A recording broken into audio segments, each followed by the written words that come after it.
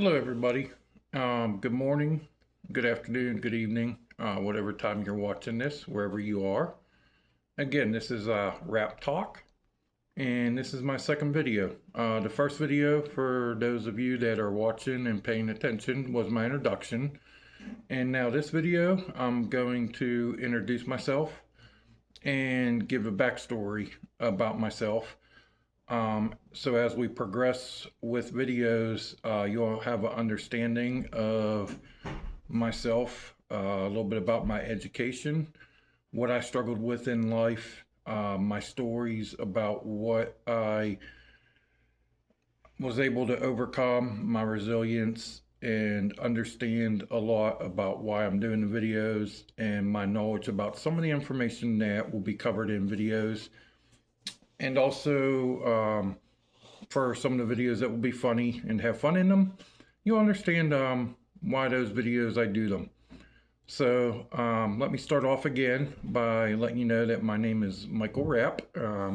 Also, I grew up in a little town called Mars, Pennsylvania, just south of Butler, Pennsylvania, and just north of Pittsburgh, Pennsylvania. Probably about 25 minutes from both cities. So, as you all know, Pittsburgh, Pennsylvania is a big city. Butler, Pennsylvania, not as big, but still one of the bigger cities around in the western Pennsylvania area. So, Morris, Pennsylvania was just a little town, not very big at all. To give you an idea of the size of the town, I could walk everywhere. I could walk to the swimming pool. I could walk to the playground. I could walk to the football field. I could walk to the school. I could walk to church. I could walk to, as I grew up and got friends, I could walk to all their houses. So it was a very small town. We could ride our bicycles a lot of places. There was a mini golf course, still is there actually, Morris Bethel Golf. And I could ride my bike there as I was a kid.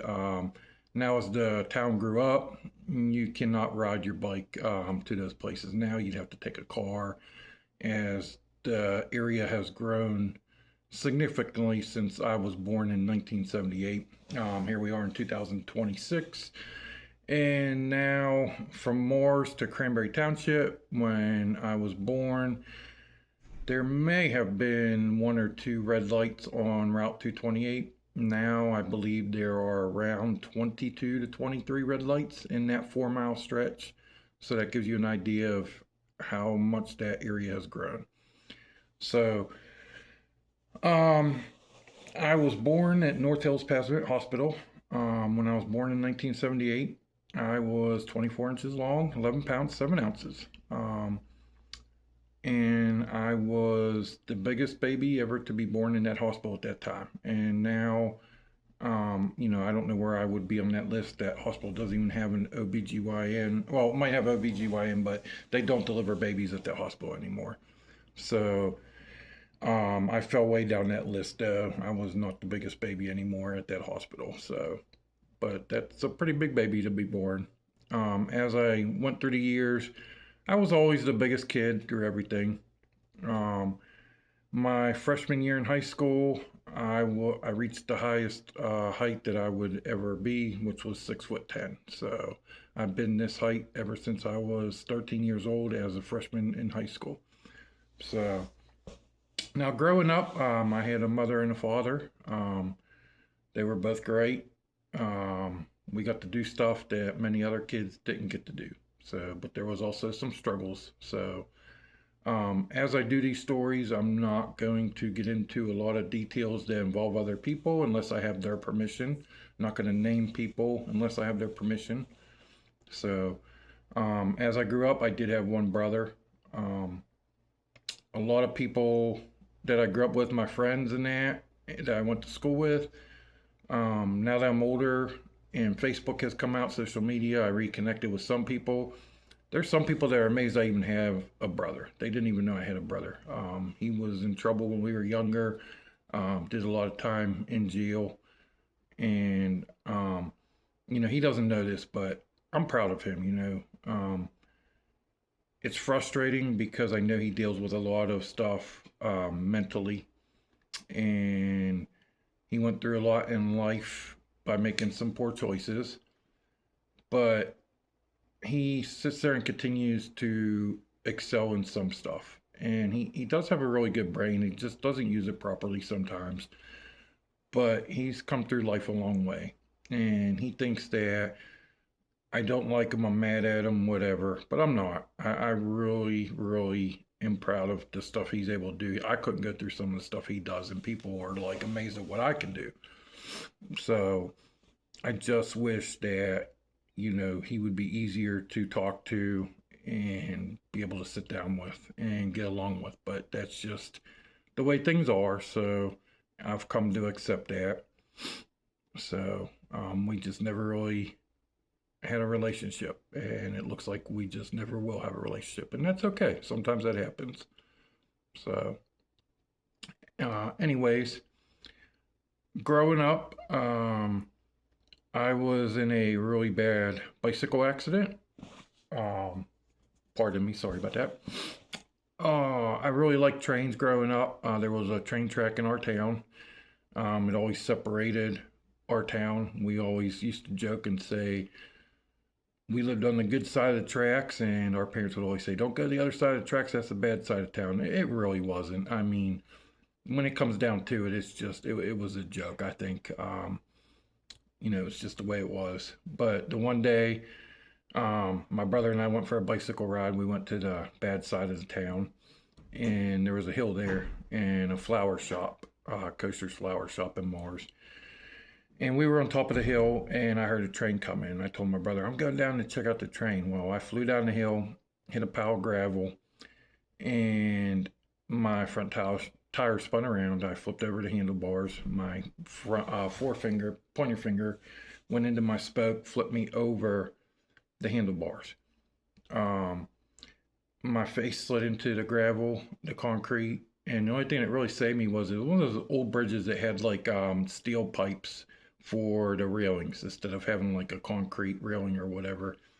And I hit that. It kept me from going over the bridge. It scraped off the side of my face.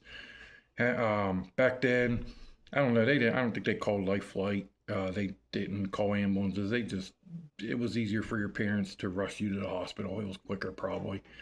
So my mom took me to the doctor. He said, Mrs. Rapp, it'd just be quicker for you to drive as fast as you can to Children's, which was back then down in Oakland by the University of Pittsburgh.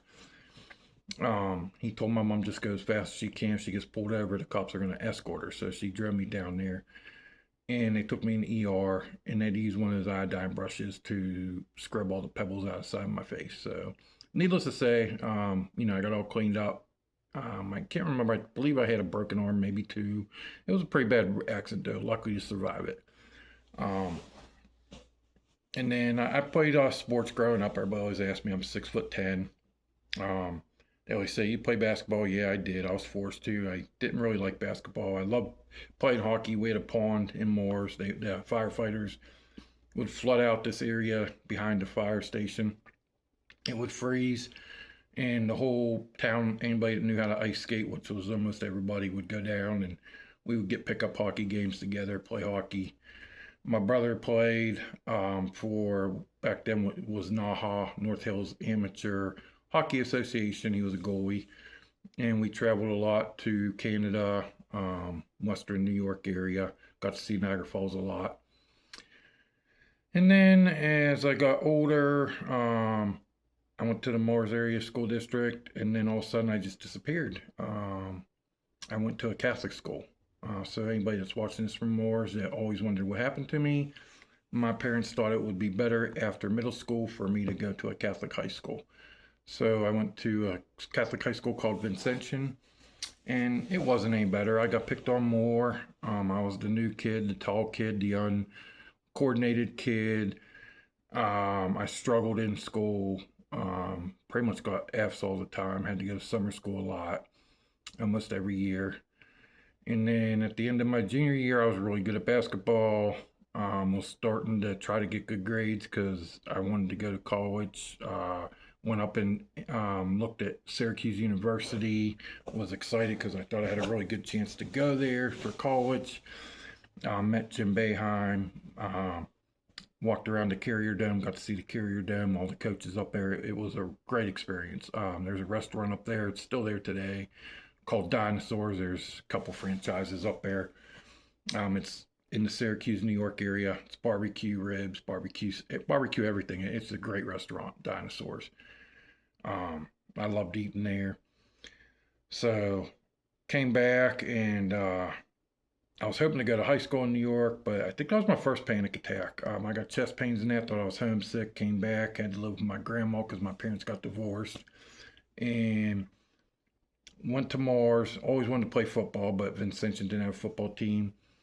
When I was younger, I was always too big, and now I didn't know how to play football. The playbook was just humongous. You have to be smart to play football. These people think these guys are dumb. They might be dumb in classes in school, but let me tell you, to study a playbook for football and know who you're going to block every play, and they change up the plays, you really have to be smart. Okay. And I'm telling y'all now, I'm going to go over the 15-minute mark tonight. I'm going to do 20 minutes. I'm sorry, just to give you my background stuff. So, but I ended up graduating high school. I graduated from Seneca Valley High School in Zillionople, Harmony, PA in 1996. After I graduated high school, was doing dumb stuff, not really getting in trouble, but being mischievous. Decided to go into the military because there was something wrong with me. I couldn't figure out what. Education wasn't it. I could not grasp education. So college was not the answer. So I decided to sign up and go to the military. I figured I was going to end up in jail doing stupid stuff if I didn't go do something and get away from the area. So in 1997, January, I went to the military. Ended up getting stress fractures and basic training in my legs. Basically, those are cracks in your bones. Very painful. They put me on bed rest. I was almost done with basic training. I had the last test to do, which was the physical test. And once I passed that, I was going to move on to my education training for what I signed up to go into for. And they put me in a barracks by myself. So I was in there for about 3 months by myself, doing nothing. They weren't getting me any medical help in the military. And I decided to go AWOL and back home because I was young and dumb, and instead of trying to talk to someone to see if I could get out medically or something, I just left. I felt like I was wasting time in there. So I came home, and it was just job after job after job. I decided to go back to school at community college, Butler County Community College, and I did good in some classes and not so good in a couple others. But I was realizing that education might not be that bad. Didn't know really what I wanted to do yet, though. I ended up meeting my first wife, Kim, through a friend of mine and got her pregnant. I guess you could say accidentally. It wasn't planned or anything. And we had our daughter, Brianne. And it was the best thing that ever happened. Kim was a great person. We had to move in with her parents at that time. I had a really good job with Mine Safety Appliances. I was working through a temp service trying to get hired on full time. Kim was working at that time at Valencia Woods. So we ended up having our daughter, and I'm not sure why, but we really liked Winnie the Pooh for her as a baby. So they had these I think they were 2.5 foot tall stuffed animals, and you pushed their bunnies and they had pushed their bellies and they had sayings. They had Piglet, Winnie the Pooh, and I'll never forget Eeyore. He'd always say, "Looks like rain." I just loved that. But the hardest one to find was Piglet. So finally, I don't know how I did it, but I found Piglet. So we had all of them. Just bought Piglet. Well, then the trailer caught fire and burnt to the ground. And I always find it funny that, we sifted through everything. I mean, we lost everything. All we had was clothes on our back. And the one thing I found was Cheech and Chong Up in Smoke VHS tape. It survived the fire. It was kind of black and smoky looking, but And, you could tell it had the writing on it. You knew what it was. So that was always funny that Cheech and Chong survived the trailer fire up in smoke. So, and while we lived in the trailer, though, that's when 2000 and 9/11 happened. And what a day that was. I started getting panic attacks, anxiety attacks before that happened, right after my daughter was born. Had my first one, felt like somebody covered my mouth. Everybody says, "What did it feel like?" That's what it felt like. Felt like somebody covered my nose and my mouth, and I couldn't get a breath of air. Very scary. At that time, didn't know what it was. Tried not to let it bother me. Luckily, I was near my mom's house. Went there. She gave me some tea. Thought my sugar was low.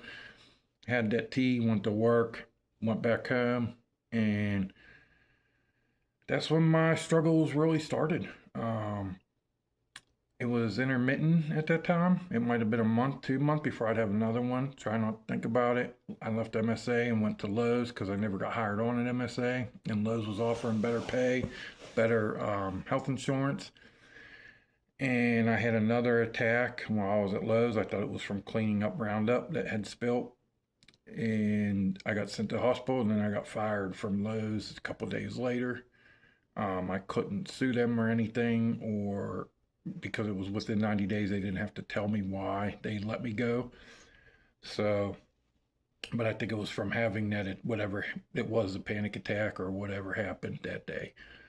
So, but I ended up getting unemployment, and I went and helped a friend with his lawn business cut grass, and that's when I had my most severe panic attack. My chest hurt so bad. I lost consciousness. They took me to the hospital, gave me Ativan, I think, at that time, and I got home, and that's when my world started crumbling. I started to be afraid to go places. I was afraid my chest was going to start to hurt. I felt like my chest was going to explode. And from that day on, I was really getting interested into psychology and learning about panic attacks, and depression, bipolar, and I just took an interest in psychology, and that's what I decided I wanted to go to school for. So, through the years, I fought anxiety. At some points, I couldn't even walk out of my house and go to my mailbox to get my mail because I was just too scared to. I was afraid to have a panic attack. And then I started having panic attacks while I was in my house. And that really, when you no longer have a safe haven or feel safe somewhere, that's the worst. Now you have to try to figure out how to fight it and what to do. So now I had to try to find a therapist that would help me fight this own anxiety in my own house where I thought I was safe. And now I'm no longer even safe there. So I had to figure that out. And the psychologist that I got put me on disability. He said, I didn't want to do it. He says, Mike, you can't work. You can't drive to work on your own without somebody with you. You can't make it through a whole shift on your own without a panic attack. You have to get on disability. You don't have to be on it all the time. Like, if we get you better, you can get back off it. But right now, that's your only option. So he did that. And luckily he did because, like I said, at one point I couldn't leave my house. And, I couldn't work. But disability is not the answer for it either because you only make so much money. And unfortunately, Medicare doesn't really cover psychology stuff. It doesn't cover psychiatrists, doesn't cover seeing a psychologist. It may cover some of it, but if you're only getting $1,200 a month, let's say, per se, if you're a younger person, and you got to pay $200 to $300 between medicine and visits, that leaves you with, between $900 to $1,000 to pay for an apartment, try to get transportation and get food. You can't do that. There's no way to live off that. So, and around $1,200 at that time, that's too much to even qualify for extra help like Medicaid through the state. Food stamps, you might get, $20, $30 extra for food stamps. So it was like, well, what am I going to do now? And if you're just a single mom or a single person, how do you live? What do you do?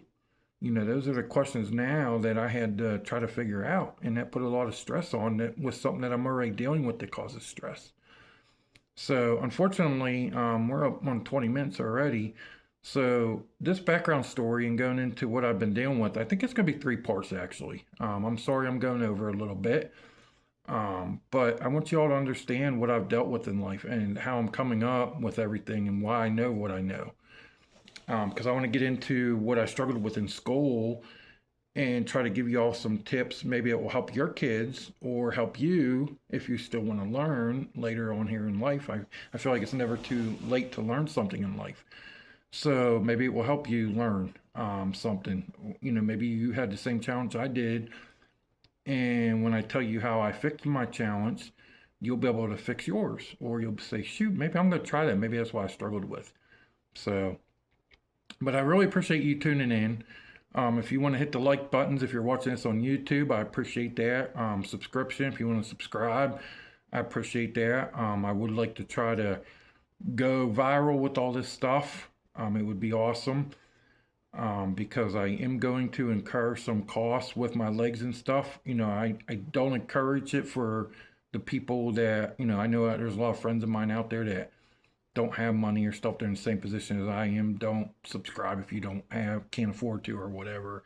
I don't even know how this online stuff works yet. I'm just kind of experimenting. So, but I do know, if you can share my videos, get people to watch them, I know the more views you have, I can start to do more with my videos and stuff. So it would really help. So if you can at least just share, try to get more people to watch my videos.